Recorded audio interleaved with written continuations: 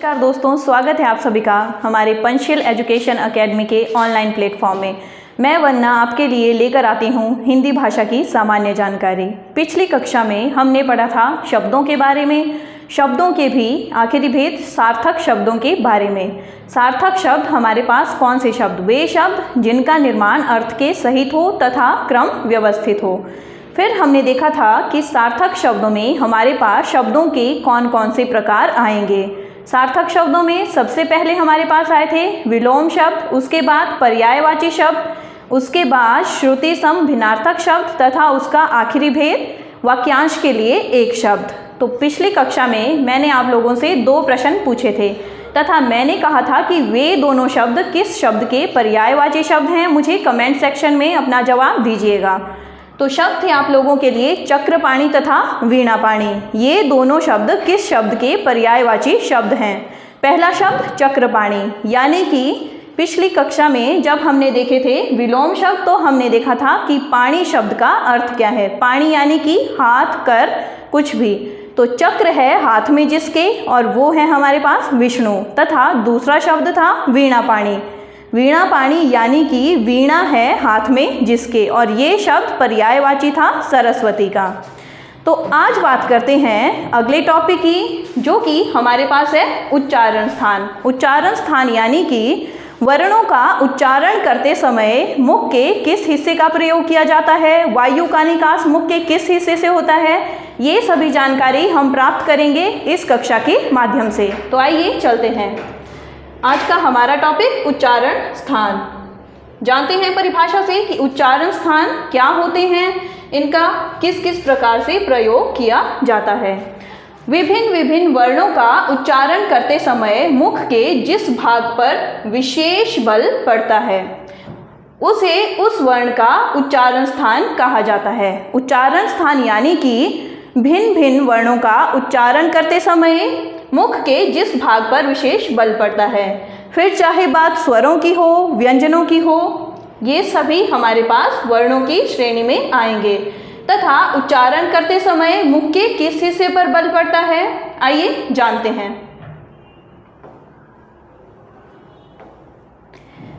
हमारे मुख को कितने भागों में बांटा गया है? मुख के 6 भाग हैं। बात हो रही है उच्चारण स्थानों की। मुख के 6 भाग हैं, और ये 6 भाग कौन कौन से हैं? जिस प्रकार ये मनुष्य के शरीर में व्यवस्थित हैं उसी प्रकार उसी क्रम में इन्हें याद करेंगे तो उच्चारण स्थानों में कभी भी परीक्षा में गलती करने की संभावना नहीं होगी। सबसे पहले कंठ, फिर तालु, मूर्धा, दांत, ओठ और नाक। मुख के 6 भाग हैं। हिंदी के सभी वर्ण इन्हीं से अनुशासित और उच्चारित होते हैं। तो हिंदी भाषा के वर्णमाला में वर्णों की संख्या 44, जिसमें कि 11 स्वर, 33 व्यंजन। उन सभी वर्णों का उच्चारण कहाँ से किया जाता है? मुख के इन 6 भागों से। 6 भाग कंठ, तालु, मूर्धा, दांत, ओठ कहें, ओष्ठ कहें, बात एक ही है, तथा आखिरी भेद नाक। इन सभी से वर्णमाला के सभी वर्णों का उच्चारण किया जाता है। आइए देखते हैं चित्र के माध्यम से कि मुख के ये हिस्से कहाँ कहाँ स्थापित होते हैं। सबसे पहले वर्णों का उच्चारण स्थान। वर्णों के उच्चारण स्थान में सबसे पहले जो उच्चारण स्थान हमारे पास आएगा वो आएगा कंठ। कंठ यानी कि गले का निचली हिस्सा। उसके बाद हमारे पास आएगा तालु। जिस प्रकार ये मनुष्य के शरीर में व्यवस्थित हैं, यदि हम उन्हें उसी क्रम में याद रखेंगे तो इन्हें भूलने की संभावना क्या हो जाएगी? न्यूनतम। पहला कंठ, दूसरा तालु। पहला कंठ, दूसरा तालु, तीसरा मूर्धा। उसके बाद हमारे पास चौथा आएगा ओष्ठ, पांचवा दंत, छठा नासिका। पहला हमारे पास कंठ, दूसरा तालु, तीसरा मूर्धा, चौथा ओष्ठ, पांचवा दंत तथा छठा नासिका। कंठ को कंठ्य के नाम से भी जाना जाता है, तालु को तालव्य, मूर्धा को मूर्धन्य, ओष्ठ को ओष्ठ्य, दंत को दंत्य तथा नाक को नासिका के नाम से भी जाना जाता है। फिर इसके बाद ये तो बात है मुख के 6 हिस्सों की। इसके अलावा कुछ एक वर्णों के उच्चारण में मुख के एक से ज़्यादा हिस्से का प्रयोग किया जाता है तथा उन्हें एकत्रित करके फिर नाम दे दिया गया है। इन 6 के बाद जो हमारे पास अगला उच्चारण स्थान आता है वो आता है कंठ तालु। ऐसे वर्ण जिनका उच्चारण करते समय वायु प्रक्षेप कहाँ से होता है, कंठ और तालु से, या जोर मुख के किस हिस्से पर पड़ता है, कंठ तथा तालु। इसके बाद अगला उच्चारण स्थान हमारे पास आता है कंठ तथा ओष्ठ। अब इसे कंठ तथा ओष्ठ कहें, कंठोष्ठ कहें, बात एक ही है। इसके बाद उच्चारण स्थान में हमारे पास आखिरी स्थान आता है दंत और ओष्ठ। फिर दंतोष्ठ कहें, दंत और ओष्ठ कहें, बात एक ही है। तो ये बात थी उच्चारण स्थान के भागों की। सबसे पहले कंठ, दूसरे स्थान पर तालु, तीसरा मूर्धा, उसके बाद ओष्ठ, इसके बाद दंत, फिर नासिका। ये तो बात थी मुख के 6 मुख्य भागों की। उच्चारण स्थान के जो मुख्य 6 भाग हैं वो थे ये सभी। फिर इसके बाद कुछ एक वर्ण ऐसे हैं जिनका उच्चारण करते समय क्या किया जाता है, एक से अधिक हिस्से का प्रयोग किया है। पहला कंठ तालु, दूसरा कंठ ओष्ठ और तीसरा दंत और ओष्ठ। ये बात थी मुख के हिस्सों की। अब इन्हीं सभी हिस्सों से क्या है, हिंदी की वर्णमाला के सभी वर्णों का उच्चारण किया जाता है। अब जानते हैं इन हिस्सों के बारे में तथा इनसे उच्चारित होने वाले वर्णों के बारे में। सबसे पहले बात करते हैं पहले हिस्से की, पहले भाग की, जो कि हमारे पास है कंठ। कंठ यानी कि मुख का हिस्सा तथा कंठ्य यानी कि वे सभी वर्ण जो कि कंठ से उच्चारित किए जाते हैं। आइए जानते हैं कि कंठ से किन किन स्वरों का उच्चारण किया जाता है। स्वर कहें, व्यंजन कहें, ये सभी हमारे पास क्या हैं, वर्णमाला का हिस्सा। तथा ये जो उच्चारण स्थान टॉपिक है, एचपी में होने वाले किसी भी एग्ज़ाम की बात कर लें आप, एचपी पुलिस की बात कर लें, पटवारी की बात कर लें, टेट, कमीशन, फिर चाहे वो जेबीटी हो, बीएड हो, इन सभी एग्ज़ामों में कम से कम 2 से 3 नंबरों तक के प्रश्न जो हैं उच्चारण स्थान से पूछे जाते हैं। ये topic exam point of view से बहुत ज़रूरी है। आइए देखते हैं प्रश्न किस किस प्रकार से बनते हैं। बात हो रही है उच्चारण स्थान के पहले हिस्से की, कंठ की। कंठ यानी कि मुख का भाग तथा कंठ्य यानी कि वे सभी वर्ण जो कि कंठ से उच्चारित किए जाते हैं। जानते हैं इसकी परिभाषा से, कंठ और निचली जीभ के स्पर्श से बोले जाने वाले वर्ण। कंठ्य वर्णों में हमारे पास कौन से वर्ण आएंगे, वे वर्ण जो कि कंठ और निचली जीभ के स्पर्श से बोले जाते हैं। अब बात करते हैं स्वरों की। तो कंठ्य से किन किन स्वरों का उच्चारण किया जाता है। कंठ्य से हमारे पास 2 स्वरों का उच्चारण किया जाता है वर्णमाला के पहले और दूसरे हिस्से का। अ और आ का उच्चारण कंठ से। इसके बाद ये तो बात थी स्वरों की। इसके बाद बात करते हैं व्यंजनों की। बात हो रही है व्यंजनों की। व्यंजनों में हमारे पास पहला वर्ण आता है क वर्ग। क वर्ग में क, ख, ग, घ, ग। ये पूरी लाइन उच्चारित की जाती है कंठ से, यानी कि मुख के पहले भाग से उच्चारित होने वाले वर्ण स्वरों में अ और आ 2 स्वर। इसके बाद क वर्ग, इसके बाद ह वर्ण का उच्चारण भी किया जाता है कंठ से। तथा आखिर में हिंदी भाषा के स्वरों में जो हमारे पास आखिर के 2 स्वर होते हैं जो कि हमारे पास है अंग तथा अह। इन्हें अन्य किस नाम से जाना जाता है, विसर्ग तथा अयोगवाह। बात करें इनके उच्चारण की तो इनका उच्चारण भी किया जाता है मुख के पहले भाग यानी कि कंठ से। तो कंठ्य ध्वनियों की यदि मैं बात करूं तो हमारे पास यहाँ पर कौन कौन से वर्ण उच्चारित किए जाते हैं। सबसे पहले तो स्वरों की बात होगी तो अ और आ, वर्णमाला के पहले 2 स्वर। इसके बाद क वर्ग पूरा तथा ह वर्ण और विसर्ग, ये सभी उच्चारित किए जाएंगे मुख के पहले भाग कंठ से। अब देखते हैं मुख के दूसरे भाग यानी कि तालु। कंठ के बाद मुख का ऊपरी हिस्सा। जानते हैं इसकी परिभाषा के बारे में। तालु और जीभ के स्पर्श से बोले जाने वाले वर्ण, यानी कि वे सभी वर्ण जिनका उच्चारण करते समय जीभ कहाँ टकराए? तालु के साथ। तालु और जीभ के स्पर्श से बोले जाने वाले वर्ण। आइए देखते हैं तालव्य ध्वनियों में हमारे पास कौन कौन से स्वर आएंगे, कौन कौन से व्यंजन आएंगे तथा इसके अलावा भी कोई वर्ण आता है या नहीं। तो तालव्य ध्वनियाँ या तालु से उच्चारित होने वाले स्वर भी हमारे पास कंठ की तरह ही दो स्वर ई और ई, ये दोनों स्वर तथा इनके बाद च वर्ग। च वर्ग में हमारे पास वर्ण आएंगे 5। प्रत्येक वर्ग में क वर्ग कहें, च वर्ग कहें, ट वर्ग कहें, त वर्ग कहें या प वर्ग कहें, इन सभी में हमारे पास कितने वर्ण हैं? 5। क वर्ग कंठ्य में, च वर्ग तालव्य में। ये तो बात थी व्यंजनों की। व्यंजनों के अगले भेद से ही य और श, ये दोनों वर्ण भी हमारे पास आएंगे तालव्य ध्वनियों की श्रेणी में। तो ये बात थी मुख के दूसरे भाग की, तालव्य की। तालव्य से उच्चारित होने वाले वर्ण स्वर हमारे पास 2 ई और ई। इसके बाद बात करें व्यंजनों की तो पूरा च वर्ग तथा य और श। ये बात थी मुख के दूसरे हिस्से की, दूसरे उच्चारण स्थान की। पहला कंठ्य, दूसरा तालव्य।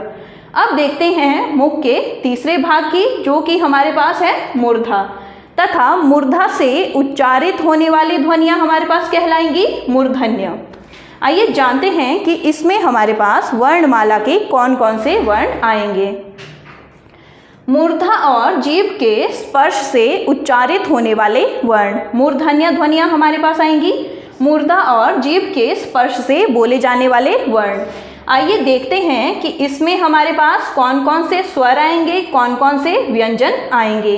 तो बात करें स्वरों की तो मूर्धन्य ध्वनियों में हमारे पास किसी भी क्या है स्वर का उच्चारण नहीं होता है। मूर्धन्य ध्वनियों से किसी भी स्वर का उच्चारण नहीं किया जाता है।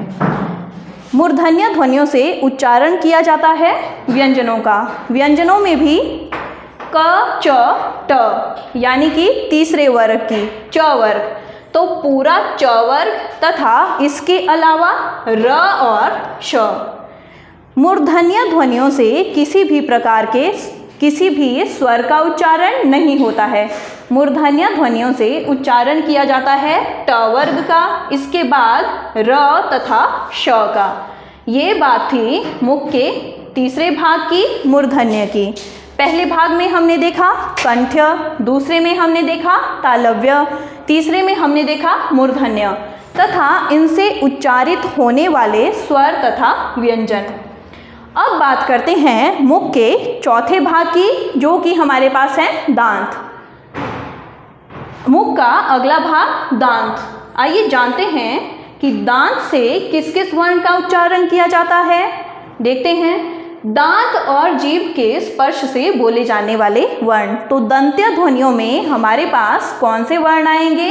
दांत और जीभ के स्पर्श से बोले जाने वाले वर्ण। देखते हैं यदि बात करें यहाँ पर भी स्वरों की तो ना ही मूर्धन्य ध्वनियों से किसी भी स्वर का उच्चारण किया जाता है, ना ही दंत्य से किसी भी स्वर का उच्चारण किया जाता है। ये दोनों उच्चारण स्थान ऐसे हैं जिनमें कि केवल व्यंजनों का उच्चारण किया जाता है। आइए जानते हैं दंत्य में हमारे पास कौन कौन से वर्ण आएंगे। सबसे पहले तो पूरा त वर्ग। कौन से? त वर्ग। इसके अलावा ल तथा स, ये दोनों भी व्यंजन ही हैं। जैसा कि मैंने आप लोगों को कहा कि मुख के ऐसे दो उच्चारण स्थान, एक मूर्धन्य, दूसरा दंत्य। ये दोनों उच्चारण स्थान ऐसे हैं जिनसे कि किसी भी स्वर का उच्चारण नहीं किया जाता है। इनसे उच्चारण किया जाता है केवल व्यंजनों का। व्यंजनों में भी दंत्य ध्वनियों में हमारे पास आएंगे पूरा त वर्ग तथा ल और स। तो ये बात थी मुख के चौथे हिस्से की, यानी कि दंत्य की। अब देखते हैं इसका अगला हिस्सा, जो कि हमारे पास है ओष्ठ्य। ओष्ठ्य यानी कि होंठों से उच्चारित होने वाले शब्द, दोनों होंठों के स्पर्श से बोले जाने वाले वर्ण। ओष्ठ्य ध्वनियाँ हमारे पास कौन सी ध्वनियाँ आएंगी? दोनों होठों से उच्चारित होने वाली ध्वनियाँ। आइए देखते हैं कि ओष्ठ्य ध्वनियों में भी पिछले दो उच्चारण स्थानों की तरह किसी स्वर का उच्चारण किया जाता है या इसमें भी केवल व्यंजनों का ही उच्चारण किया जाता है। आइए देखते हैं। तो इसमें हमारे पास यदि बात करें स्वरों की, तो हिंदी भाषा के जो दो अगले स्वर हैं वो हमारे पास आएंगे ओष्ठ्य ध्वनियों में, ऊ तथा ऊ। इन दोनों का उच्चारण किया जाता है होठों की सहायता से।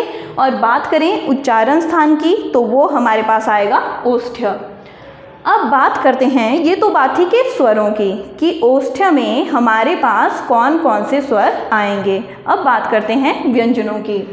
व्यंजनों में हमारे पास अगला वर्ग प वर्ग, ये आएगा ओष्ठ्य की श्रेणी में। बात हुई स्वरों की, तो इसमें हमारे पास दो स्वर ऊ तथा ऊ।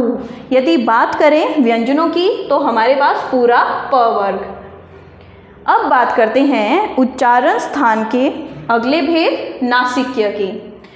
जैसे कि हमने देखा सबसे पहले कंठ, उसके बाद तालु, फिर मूर्धा, उसके बाद दांत, होठ, अब आखिर में हमारे पास आता है नाक। नाक यानी कि नासिक्य। वे वर्ण जो कि नाक की सहायता से बोले जाएं या वायु प्रक्षेप हमें कहाँ से निकलता हुआ प्रतीत हो, नाक से। और नाक से उच्चारित होने वाली ध्वनियाँ कहलाएंगी नासिक्य वर्ण। नाक से उच्चारित होने वाली ध्वनियाँ नासिक्य वर्ण। नासिक्य वर्ण जब हमने वर्णमाला की थी, तो मैंने आप लोगों को बताया था कि प्रत्येक वर्ग का पांचवा अक्षर हमारे पास क्या कहलाता है, पंचम वर्ण। पंचम वर्ण हमारे पास प्रत्येक वर्ग का आखिरी अक्षर। यदि बात करें वर्गों की, तो वर्ग हमारे पास क वर्ग, च वर्ग, ट वर्ग, त वर्ग तथा प वर्ग। अब ये जो हमारे पास नासिक्य वर्ण हैं, इनसे उच्चारण किया जाता है पंचम वर्णों का। पंचम वर्ण यानी कि प्रत्येक वर्ग का पांचवा अक्षर आखिरी अक्षर, जिनका कि उच्चारण करते समय हमें आवाज़ या वायु कहाँ से निकलती हुई प्रतीत हो, नाक से। तो ये बात थी मुख के भाग के आधार पर स्वरों के वर्णों के उच्चारण की। तो ये तो थी कि मुख के भाग कितने थे हमारे पास, 6, कंठ, तालु, मूर्धा, दांत, ओष्ठ और नासिक्य। तो इनमें हमने देखा कि किस किस वर्ण का उच्चारण किस किस प्रकार से किया जाएगा। ये बात थी भाग के आधार पर। अब जब कक्षा शुरू हुई थी, तब मैंने आपको बताया था कि हिंदी वर्णमाला में कुछ एक वर्ण ऐसे भी हैं जिनका उच्चारण एक से अधिक भाग से किया जाता है। आइए सबसे पहले देखते हैं कंठ तालव्य। कंठ तालव्य यानी कि वे वर्ण जिनका उच्चारण क्या हो, कंठ और तालु में जीभ के स्पर्श से बोले जाएं। कंठ तालव्य में हमारे पास कौन से वर्ण आएंगे, वे वर्ण जो कि कंठ और तालु दोनों की सहायता से बोले जाएं। आइए देखते हैं इनमें हमारे पास वर्णमाला से कौन कौन से वर्ण आते हैं। बात करें स्वरों की, तो आप देख सकते हैं कि कंठ तालव्य से हमारे पास केवल 2 स्वर्णों का उच्चारण किया जाता है, वो है हमारे पास ए तथा ए। कंठ तालव्य से किसी भी व्यंजन का उच्चारण नहीं होता है, इनसे उच्चारण किया जाता है केवल 2 स्वरों का। ये बात थी कंठ तालव्य की, कंठ और तालु से उत्पन्न होने वाली ध्वनियाँ। अब बात करते हैं इसके अगले भेद की, कंठोष्ठ। कंठोष्ठ यानी कि कंठ और ओष्ठ के मिश्रण से बनने वाले शब्द या कंठ और ओष्ठ तथा जीभ के स्पर्श होने से बोले जाने वाली ध्वनियाँ, वे सभी ध्वनियाँ हमारे पास आएंगी कंठोष्ठ की श्रेणी में। आइए देखते हैं कि इसमें हमारे पास कौन कौन से स्वर आएंगे, व्यंजन आएंगे, वर्णमाला के कौन कौन से वर्ण आएंगे। देखते हैं, तो इसमें भी हमारे पास केवल 2 स्वर आएंगे, किसी भी व्यंजन को इसमें नहीं रखा जाएगा। ओ तथा औ, इन दोनों स्वरों का उच्चारण किया जाता है मुख के किस भाग के, कंठोष्ठ। कंठोष्ठ यानी कि कंठ और ओष्ठ। ये बात थी इसके दूसरे भेद की। तथा इसका अगला भेद और आखिरी भेद यदि हम कहें, दंतोष्ठ यानी कि दांत से जीभ और ओष्ठ के कुछ योग से बोले जाने वाले वर्ण। दंतोष्ठ में आपको ध्यान क्या रखना है कि दांत और ओष्ठ, और जीभ का प्रयोग तो इन सभी उच्चारण स्थानों के लिए किया ही जाएगा, चाहे वह दंतोष्ठ की बात हो, दंत्य की बात हो, उष्ठ की बात हो। जीभ के प्रयोग के बिना किसी भी वर्ण का उच्चारण संभव ही नहीं है। आइए देखते हैं कि दंतोष्ठ से किस वर्ण का उच्चारण किया जाता है। तो दंतोष्ठ से केवल एक ही वर्ण का उच्चारण किया जाता है और वो वर्ण है वो। एग्ज़ाम में जब भी आपको प्रश्न पूछा जाता है तो मैक्सिमम टाइम चांसेस रहते हैं कि वह प्रश्न पूछा जाए दंतोष्ठ से, क्योंकि इससे केवल एक ही प्रकार के वर्ण का उच्चारण किया जाता है, वह है व। ऐसा नहीं है कि ये उच्चारण स्थान और इम्पॉर्टेंट नहीं है, इनसे भी आपको प्रश्न पूछ लिया जाता है, परंतु संभावना रहती है कि जब भी आपको प्रश्न पूछा जाएगा तो वो पूछा जाएगा दंतोष्ठ से। तो ये बात थी कि उच्चारण स्थान तथा जीभ के भाग के आधार पर किस किस वर्ण का उच्चारण किस किस भाग से किया जाता है। सबसे पहले तो हमने देखा कि उच्चारण स्थान होता क्या है। भिन्न भिन्न वर्णों का उच्चारण करते समय मुख के जिस हिस्से पर बल पड़ता है या जिस हिस्से से हमें वायु या श्वास निकलती हुई प्रतीत होती है, वे कहलाते हैं वर्ण का उच्चारण स्थान। फिर हमने देखा कि मुख के भाग कौन कौन से हैं तथा किस किस भाग से किस किस वर्ण का उच्चारण किया जाता है। सबसे पहले हमने देखा कंठ।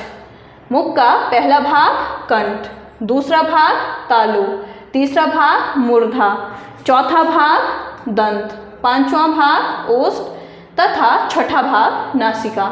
ये तो बात थी मुख के भागों के आधार पर वर्णों के उच्चारण की। तथा फिर हमने देखा कि वर्णमाला में कुछ एक वर्ण ऐसे भी हैं जिनका प्रयोग करते या जिनका उच्चारण करते समय क्या किया जाता है, एक से अधिक उच्चारण स्थान का प्रयोग किया जाता है। तो उसमें सबसे पहला कंठ तालु, दूसरा कंठोष्ठ तथा तीसरा दंतोष्ठ। तथा फिर हमने देखा कि कंठ से किन किन वर्णों का उच्चारण किया जाता है, तालु से किन किन वर्णों का, मूर्धा से किन किन का, दंत से किस किस का, ओष्ठ से तथा नासिका से। सबसे पहले कंठ में हमने देखा वर्णमाला के पहले दो स्वर अ तथा आ, इसके साथ पूरा क वर्ग, ह तथा विसर्ग। विसर्ग यानी कि अयोगवाह अंग तथा अह, हमारे जो स्वरों के आखिरी दो प्रकार हैं। इसके बाद तालु में हमने देखा कि कौन कौन से वर्ण आएंगे, पूरा चौवर्ग, ई तथा ई, इसके साथ य तथा श।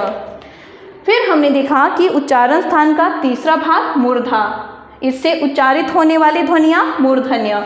मूर्धन्य ध्वनियों से किन किन वर्णों का उच्चारण किया जाता है। सबसे पहली बात तो मैंने आपको बताई कि मूर्धन्य तथा दंत्य ऐसे दो उच्चारण स्थान हैं जिनसे कि केवल व्यंजनों का उच्चारण किया जाता है, किसी भी स्वर का उच्चारण नहीं होता है। मूर्धन्य से ट वर्ग, री तथा श। इसके बाद दंत्य से त वर्ग तथा स। फिर हमने देखा इसका अगला भेद ओष्ठ। ओष्ठ से ऊ तथा ऊ, इसके साथ ही प वर्ग। फिर हमने देखा नासिका। नासिका से उच्चारण किया जाता है प्रत्येक वर्ग के पांचवें वर्ण का, जिसे कि पंचम वर्ण भी कहा जाता है। वो हमारे पास है न, य, न तथा म। इसके बाद हमने देखा कंठ तथा तालु से उच्चारित होने वाले ध्वनियाँ। इसमें हमने देखा कि इसमें केवल क्या होता है, स्वरों का उच्चारण, इससे किसी भी व्यंजन का उच्चारण नहीं होता है। स्वर कौन कौन से, ए तथा अ। इसके बाद हमने देखा कंठोष्ठ। इसमें भी क्या है, केवल स्वरों का उच्चारण किया जाता है, किसी भी व्यंजन का उच्चारण नहीं होगा। ओ, अ, इन दोनों स्वरों का उच्चारण। फिर बात करते हैं उच्चारण स्थान के आखिरी भेद, जो कि हमारे पास है दंतोष्ठ। दंत और ओष्ठ से उच्चारित होने वाली ध्वनि वह थी हमारे पास व। यह केवल एक ही वर्ण है जो कि दंतोष्ठ से उच्चारित किया जाता है। फिर हमने देखे कि किस किस वर्ण का उच्चारण कहाँ कहाँ से किया जाता है। तो आखिर में अब आपके लिए स्क्रीन पर कुछ एक प्रश्न हैं। जो भी विद्यार्थी हमारे इस YouTube चैनल के माध्यम से हमारी वीडियोस देखते हैं, मैं उन सभी से अनुरोध करती हूँ कि जब भी आपको कहा जाता है कि ये पीछे आपके प्रश्न हैं, आपको प्रश्न दिया जाता है, तो कमेंट सेक्शन के माध्यम से हम तक अपने जवाब ज़रूर पहुँचाया करें तथा बताया करें कि जो भी हम आपको टॉपिक्स करवाते हैं वो आपको क्लियर होते भी हैं, नहीं होते हैं, आपका कोई प्रश्न हो वे सभी प्रश्न हम तक पहुंचाया करें। तो आपके लिए पहला प्रश्न है कि त ध्वनि का सही उच्चारण स्थान क्या है, यानी कि त ध्वनि कहें, त वर्ग कहें, इसका उच्चारण स्थान क्या है। तो जैसे कि वर्णमाला के हिसाब से इन्हें लिखा जाता है क, च, ट, त, प। मैंने आप लोगों से क्या कहा कि जिस प्रकार मुख के हिस्से होते हैं उसी सीक्वेंस में आपने इनको याद रखना है। क से कंठ, यानी कि क वर्ग का उच्चारण स्थान कंठ से। कंठ के बाद हमारे पास आता है तालु, तालु से च वर्ग का। इसके बाद मूर्धा, मूर्धा से ट वर्ग का। इसके बाद हमारे पास आता है दंत, दंत से त वर्ग का। इसके बाद हमारे पास मुख का अगला हिस्सा आता है ओष्ठ, ओष्ठ कहें, ओंठ कहें, बात एक ही है। ओष्ठ से प वर्ग का। तथा मैंने कहा था कि प्रत्येक वर्ग का जो पंचम वर्ण है उनका उच्चारण स्थान नासिका से। तो यहाँ पर आपको प्रश्न पूछा गया है कि त ध्वनि कहें या त वर्ग, त वर्ण का सही उच्चारण स्थान। तो पूरे त वर्ण का उच्चारण किया जाता है दंत से। ऑप्शन आपको दिख रही होगी A, B, C, D। तो कमेंट सेक्शन में अपना जवाब ज़रूर दीजिएगा। इसके बाद आपके लिए अगला प्रश्न, व का उच्चारण स्थान। जब हमने उच्चारण स्थान अभी देखे तो हमने देखा था कि व एकमात्र ऐसा वर्ण है जिसका उच्चारण कहाँ से किया जाता है, दंत और ओष्ठ से मिलकर। दंत ओष्ठ से व स्थान का उच्चारण होता है। इसके बाद अगला प्रश्न है आप लोगों के लिए कि निम्नलिखित में से दंत्य ध्वनियाँ कौन सी हैं। ज़रूरी नहीं है कि एग्जाम में आपको प्रश्न इसी प्रकार से पूछा जाए कि त वर्ण का उच्चारण स्थान, व का या अन्य किसी भी वर्ण का उच्चारण स्थान। इन पेपर में आपको प्रश्न इस प्रकार भी पूछा जा सकता है कि ऑप्शन में आपको क्या हो, वर्ण दिए गए होंगे तथा प्रश्न में पूछा गया होगा कि दंत्य ध्वनि से किस किस वर्ण का उच्चारण किया जाता है। अभी हमने देखा कि दंत्य ध्वनियों से उच्चारण होता है त वर्ग का। ऑप्शंस में आपको दिख रहा होगा त वर्ग कहाँ पर है, तो त वर्ग का उच्चारण स्थान दंत्य ध्वनियों से। तो ये बात थी उच्चारण स्थानों की। आज हमने देखा उच्चारण स्थान होते क्या हैं, मुख के आधार पर उच्चारण स्थानों को कितने भागों में बांटा गया है तथा किन वर्णों के उच्चारण के लिए दो उच्चारण स्थानों का प्रयोग किया जाता है। इससे रिलेटेड यदि किसी भी प्रकार की आपको क्वेरी हो, कोई भी प्रश्न पूछना हो तो आप हमारे YouTube channel Panchsheel education academy के माध्यम से अपना प्रश्न हम तक पहुंचा सकते हैं। तब तक के लिए धन्यवाद।